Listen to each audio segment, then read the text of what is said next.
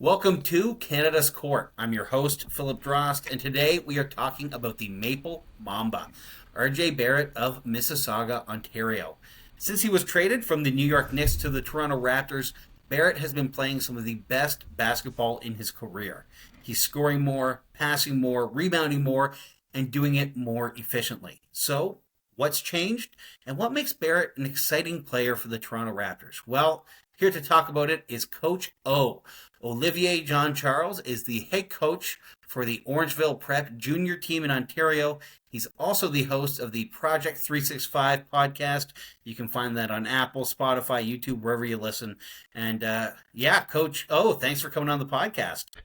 Listen, Mr. Drost, it is an amazing pleasure for me to finally be in Canada's Court, man. It's amazing. Been a fan of the things that you've been doing for a long time, so appreciate you having me. Well, the feeling is mutual.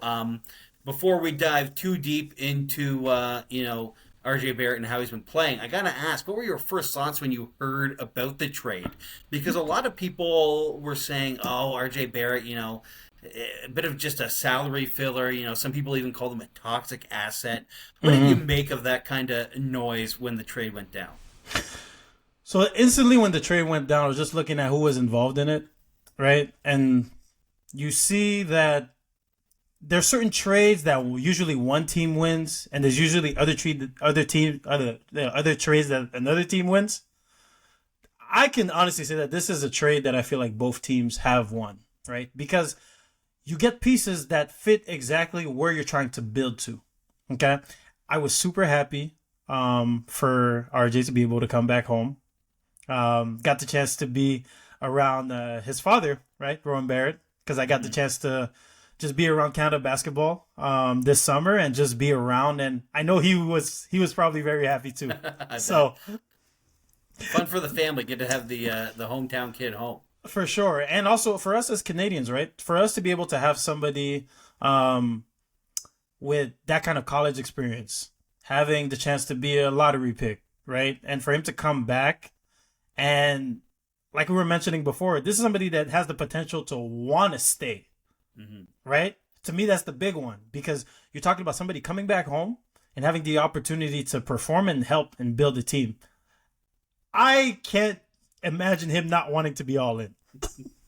Well, that's an interesting thing, because as Canadian basketball is developing, we're getting more and more stars, like Jamal Murray winning the NBA championship. Obviously, he's not going anywhere anytime soon. But Shai Gilgeous-Alexander now being selected for his second All-Star, the only other Canadian to be a multiple-time All-Star other than Steve Nash. So is it possible that, this could be a bit of a spark for seeing more of those star Canadian players? Obviously, this was a trade. It wasn't like they signed him. But could it be like a bit of a breaking of the ice of more players of RJ Barrett's caliber who are Canadian saying, "Hey, it'd be pretty fun to play in Toronto"? Philip, I think it has to be. And not just that, and I think it has the potential to impact Canadian basketball in ways that maybe we don't even realize yet now. Because you're looking at someone from Toronto that is able to come back and play. We saw what the Kawhi shot did to basketball in our country. Well, now you have somebody that close from home who comes back and plays for Canada's only NBA franchise. His brand is going to go up, but I also think that the impact is way bigger than basketball. And I think we're going to be able to see it in the future. That's where it's really going to stand out. What's it going to take then? Because right now, it's probably not going to be that big of an impact if the Raptors are just kind of struggling, barely making playoffs. Is it going to take, some big playoff runs, those kind of things, before people are going to it's going to have that kind of impact you're talking about? Something that's very underrated, and you had a couple of past guests that were talking about this. This is also helping building momentum going into the Olympics, eh? Let's not forget about that. We have the potential of putting a roster strictly of NBA players. The potential to do that. Now, obviously, in certain situations, it's going to be something that hasn't been done before, right? But we can't underestimate how this has the opportunity for it to go the long way. Because for me, as soon as I saw that as a Canadian, it just made me feel proud. Right? And you know how much pride can really like help in those situations, right? So now you're telling me that we get the chance to build momentum, go into the Olympics, right? And now you don't know what kind of roster we're gonna have. You mentioned a couple of players like Jamal and Shea, you know, you tie that to Lou, right? You have you have RJ.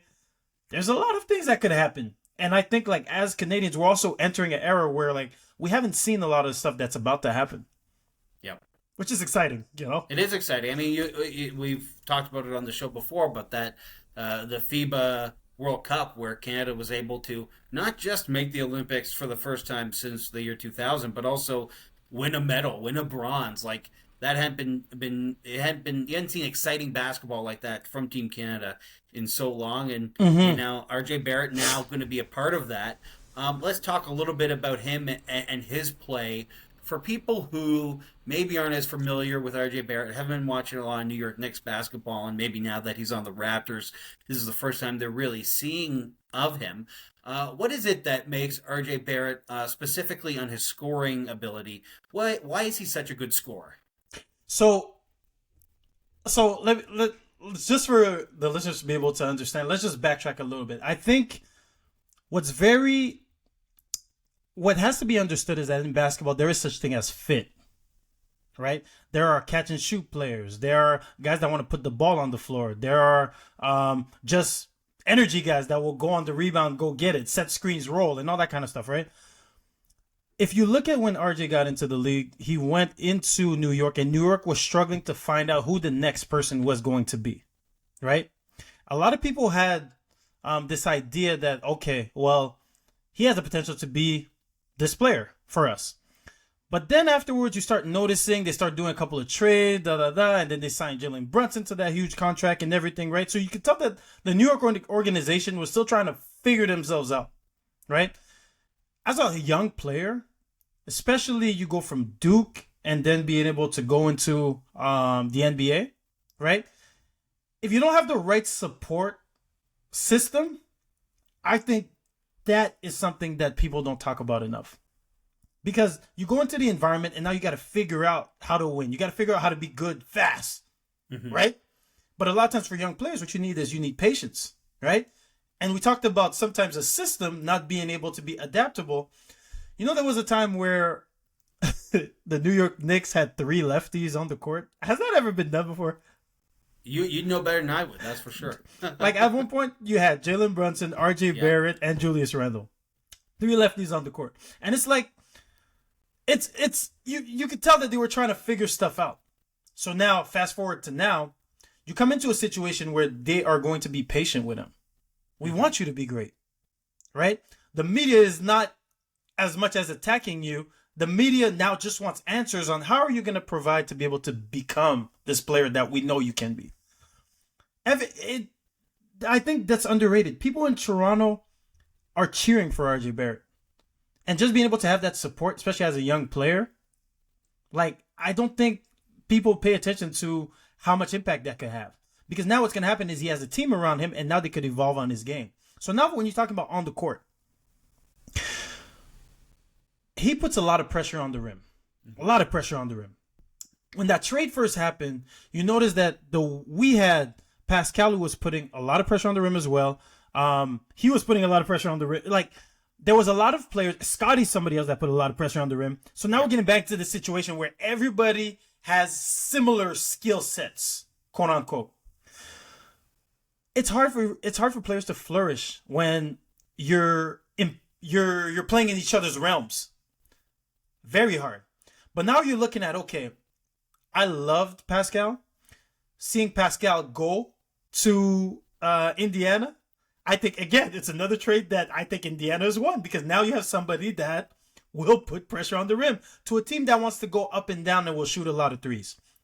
RJ now. So now we're in our situation right now. So this was long-winded to get back to our question. It was good. Yeah.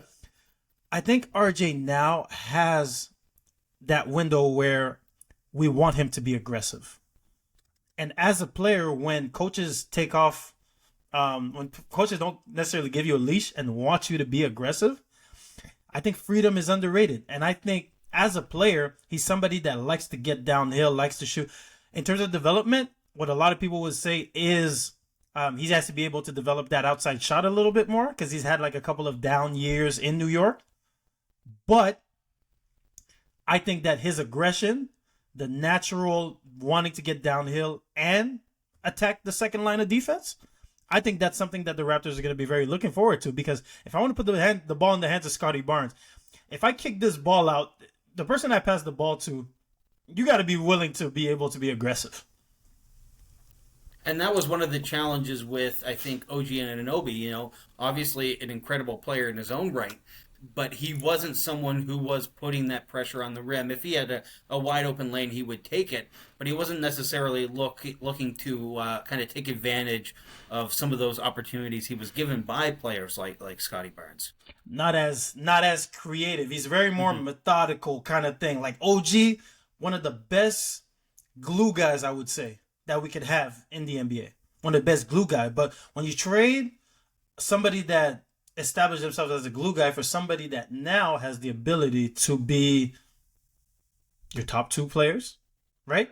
Mm-hmm. I think now the dynamic has shifted in Toronto, which I'm pretty excited about. Even though right now the results are not showing, but you could tell that we're kind of trending in the right direction, because the fact that they could go and be a bit more attack the defense from there's different pressure points they could put on the defense, right? Whether it's getting down to the paint and just having Emmanuel Quigley being able to make shots off the dribble, right? So now you added two players that just open up the floor. So the impact is now the pieces around him are a bit more okay with letting him be who he is. And I think that's what needs to happen. I was going to ask, but I think you've kind of answered it. Is it fair to say that, you talked about the off-court fit, but the on-court fit in Toronto seems to be better than it was when he was in New York City? I think so. I think for him, I think so. Because if you're looking at, you have a high-level shot maker with the ball, right? There's different levels of shooting, right? Mm-hmm. We got catch and shoot guys, right? You got rhythm guys. You got guys that can shoot off the dribble. The fact that Emmanuel Quigley can make off the dribble shots, that opens up the game. You know what I mean? And he really didn't play with Emmanuel Quigley too much when he was in New York, because Quigley was kind of part of that bench unit. Exactly.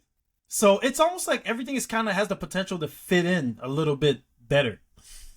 And I think that's kind of what the Raptors have been looking for recently, because there's no question over the past couple years, and I think that's why it took the front office so long to make some of the decisions they made, but they had the talent there. Like Pascal Siakam, a super talented player. OG Anunoby, a super talented player.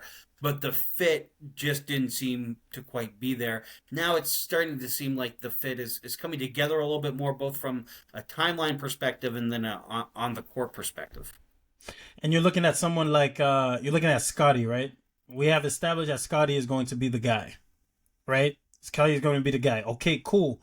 You have to get someone on that you have to get a second guy that is willing to play with somebody that the organization has established as the guy. But you want that person to have a high ceiling as well.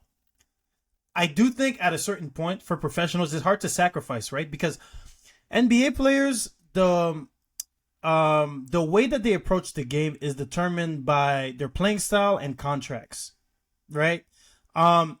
If I get paid this amount of money, you can't tell me nothing. This is who I am. I'm shooting this. I'm shooting the ball every single time. You know what I mean? But my playing style has to, listen, I'm a scorer. I'm a defensive player. I'm a this, I'm a that, right? So you're looking at someone that potentially is able to play with somebody that the organization wants to keep, because I think that's what we've been struggling with, is being able to keep those stars, right? For us to be able to invest in Scotty, not be afraid to do that, and know that this is what I feel. I feel like RJ being back home has enough support where he'd be willing to, if the team and the organization needs me to make this sacrifice, he'd be more willing to do it than somebody else. That's just my feel. My gut is telling me that, right? Well, that just makes things a bit easier because now you have two guys that are reliable. And as an organization, that's all you want. You just want people reliable, whether it's when they play or whether it's what they produce or whether it's just how much they could impact your club and the overall community. It also feels like RJ Barrett is kind of everything I've heard. I've talked to him once before, but everything I've heard is a super professional guy. Like this guy, he's not giving you any sort of mess off the court. He's going to be showing up on time. He's going to do his thing, and he's going to work to get better. Is that what you've heard as well from spending time around the national program? And it's also like very dedicated to wanting to get better. He has a good, again, like I said, he already had a good support system that every time he would come back and want to just get better and just develop and whatnot, he had people around him. Well, now the support is going to be even better. And people don't understand, RJ's born in 2000. He's only 23. That makes me feel old. Don't say that. No, I'm just saying. So at 23 years of age, as we are recording this, you're not even in your physical prime yet. Like, we keep forgetting that these players come into the league so young and we put so much pressure on them so early. But sometimes you just got to let them develop. But I do think that now you have so you have a player that can be somewhere long-term and want to be able to get better. What is it that he brings to the court other than his offense? Obviously, he's averaging 20 points since being on the Raptors.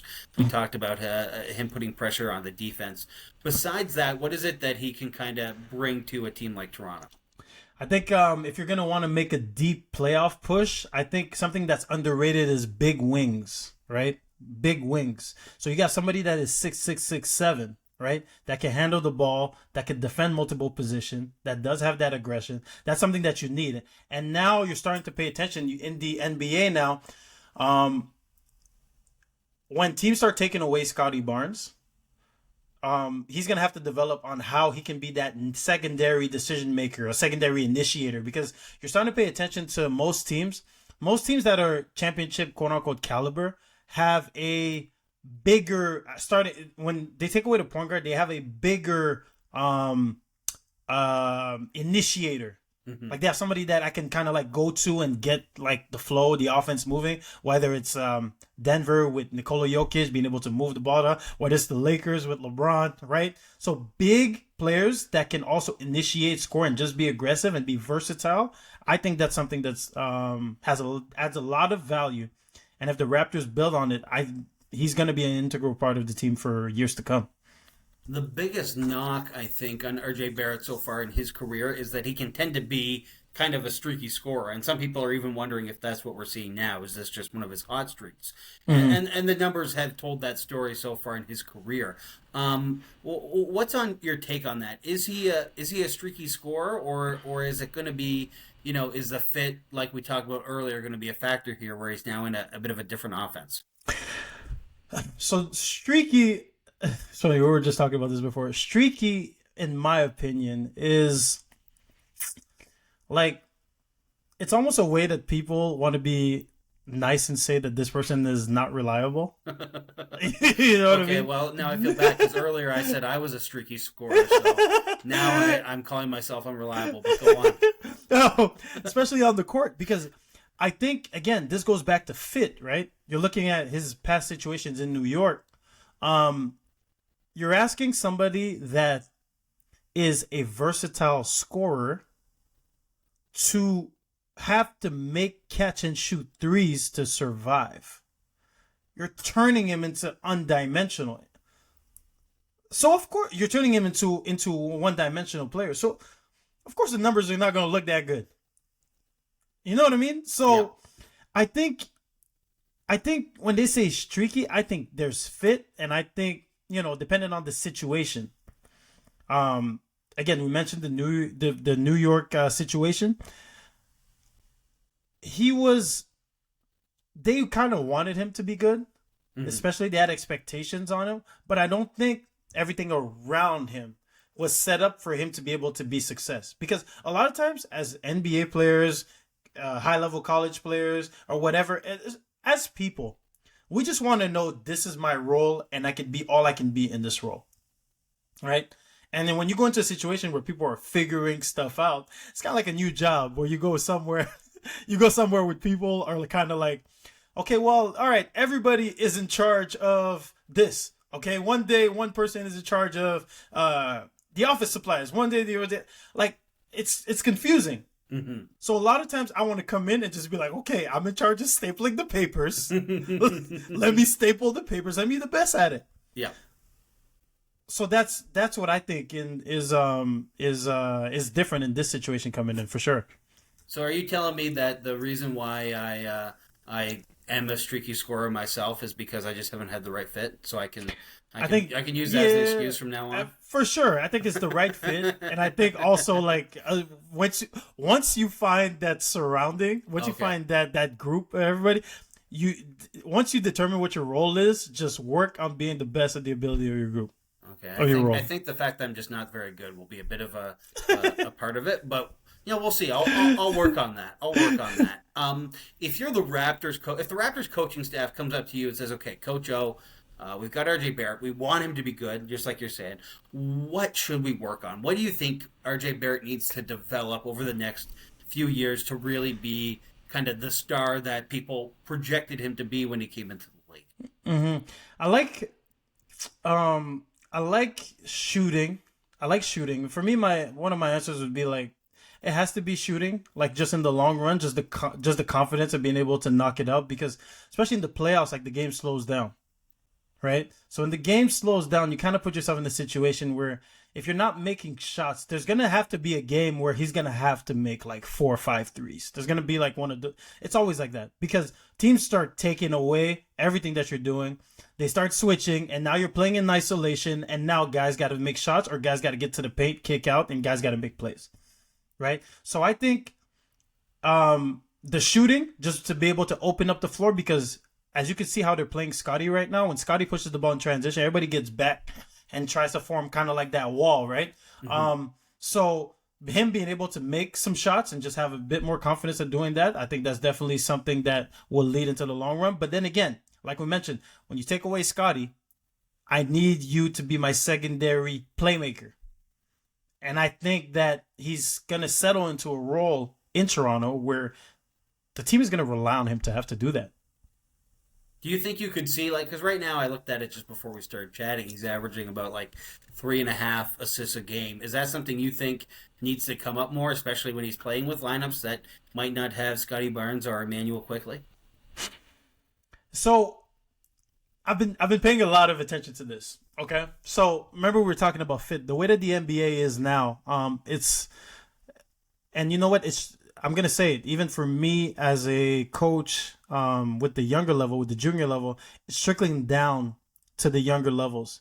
Where now you have to understand. It's more about understanding personnel than understanding sets. Okay, so what I mean by that is there may be a lineup where we go with 3 smaller guards where we have Emmanuel Quickley, we have Scotty Barnes, and say we have like Gary Trent, right? Well, now I just need RJ to be a versatile defender and being a good screen setter, being a good slasher, move off the ball, right?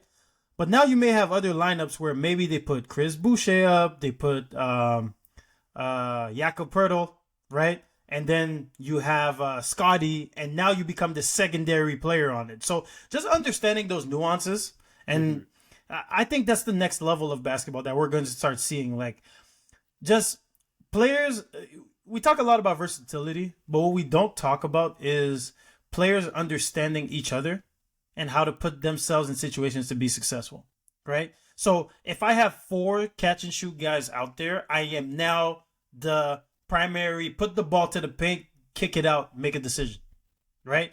If now I have 4, if I have 3 maybe other handlers and I'm the 6'7", 6'8" guy on, well, now maybe I need to slash a little bit and cut a little bit more. So I think once he's able to understand that balance, and once the Raptors settle into a rotation, I think he'll be able to be effective in that. The way that I kind of see it is, I think in the perfect world, when Scotty goes to the bench, RJ becomes the primary ball handler.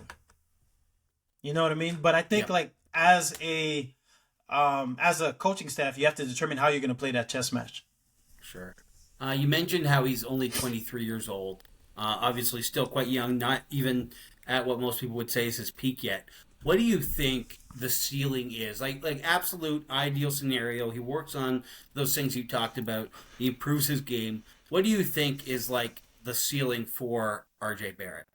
So, if you're talking about ceiling, I definitely think this is somebody that can go and make anywhere between 2 to 5 All-Star games if the Raptors are able to be a competitive organization. Mm-hmm. I think the next level to his game will definitely be not just. I think as he gets older, he's going to realize that he can't really bang as much, right? Because you could see somebody that loves contact, physical, right? The older you get, you have to learn how to conserve energy a little bit better. So a lot of Chelsea. So a lot of times what ends up happening is, well, now players have to learn how to master the elbows. How can I catch the ball closer to the elbows for me to be able to maybe just take 1-2 dribble pull-ups to be able to get, if I could get into the hook shot, if I could just get to my spots and knowing where he's at, right? So I think like that's something that definitely will come. And, you know, it's not as exciting, but it's efficient. And I think like efficiency is what the Raptors want.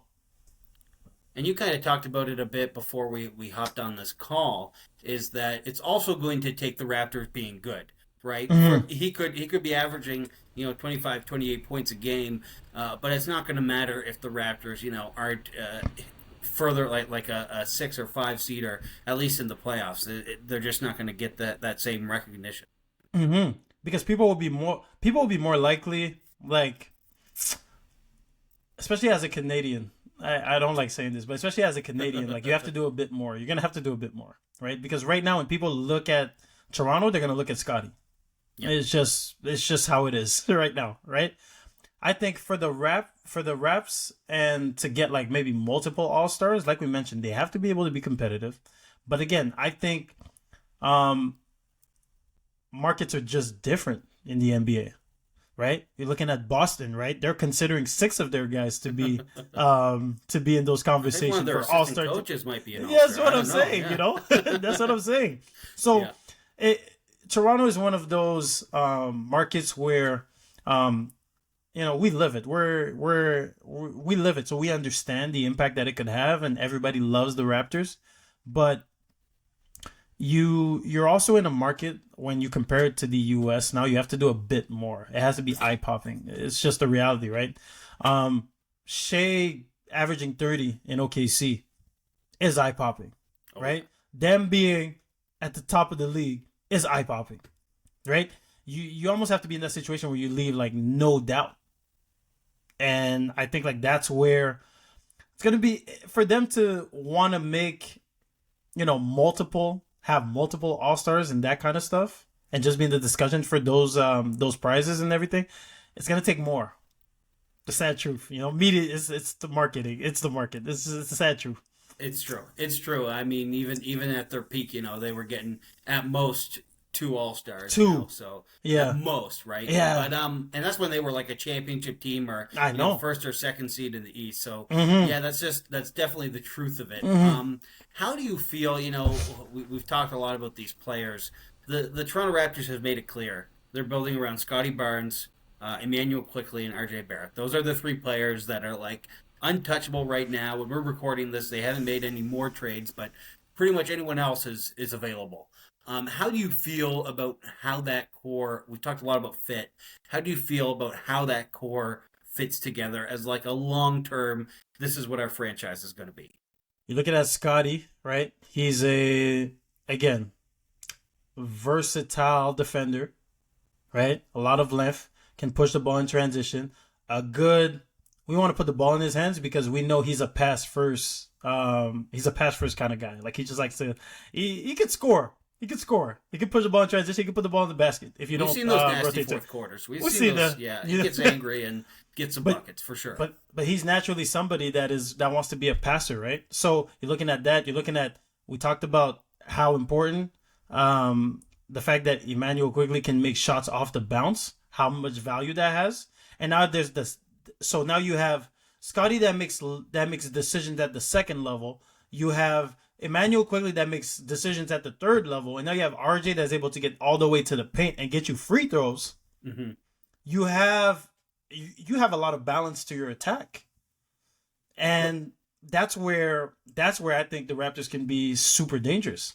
What are the kind of pieces you think they need to add to that can really make this team gel? Not any specific players, but just like from a skill standpoint, what do you think they need to kind of bolster that core of three? Mm-hmm. The first thing that comes to mind is maybe a dynamic roller. Somebody that could roll, right? I know RJ can set screens and just slip out of them. I've seen him like cut to the basket and do a lot of like his first step is it's electric, eh?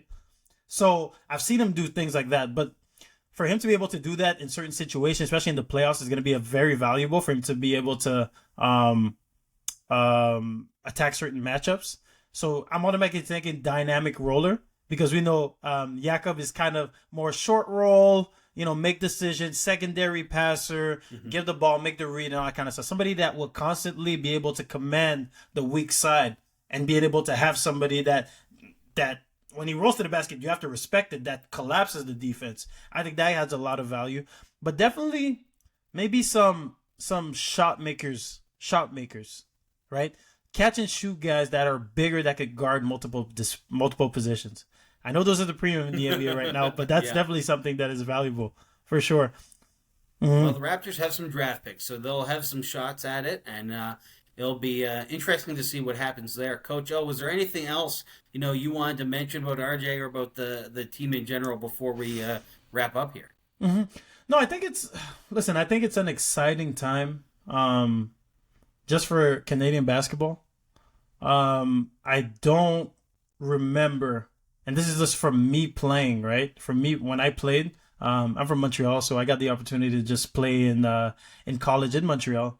And I don't remember having this many tangible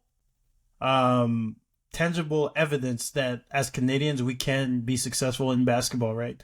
So I think that the era that Canadian basketball is going into, whether it's with Canada basketball or whether it's with the Raptors and be able to have someone that's Canadian come back, or even somebody like some people like Shea and Lou down in OKC being able to be like at the top of the league with Oklahoma City, I think it speaks volumes to the development of Canadian basketball. And I'm just excited for that, I'm just excited for that. So I think I'm excited to watch, because even though we don't get the results that we want right now, what's not to get underestimated is that we're building and we're trending in the right direction for sure. And what's really cool is you mentioned some of those players.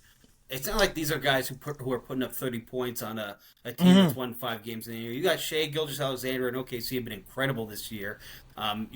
Last year we got to watch Jamal Murray, go and win an NBA championship. These guys aren't just wasting away on a bad franchise. They're being stars on big teams, and that I think also probably, as you go forward and you look at Team Canada and how they do on the international stage, you have guys who've been in huge moments and succeeded.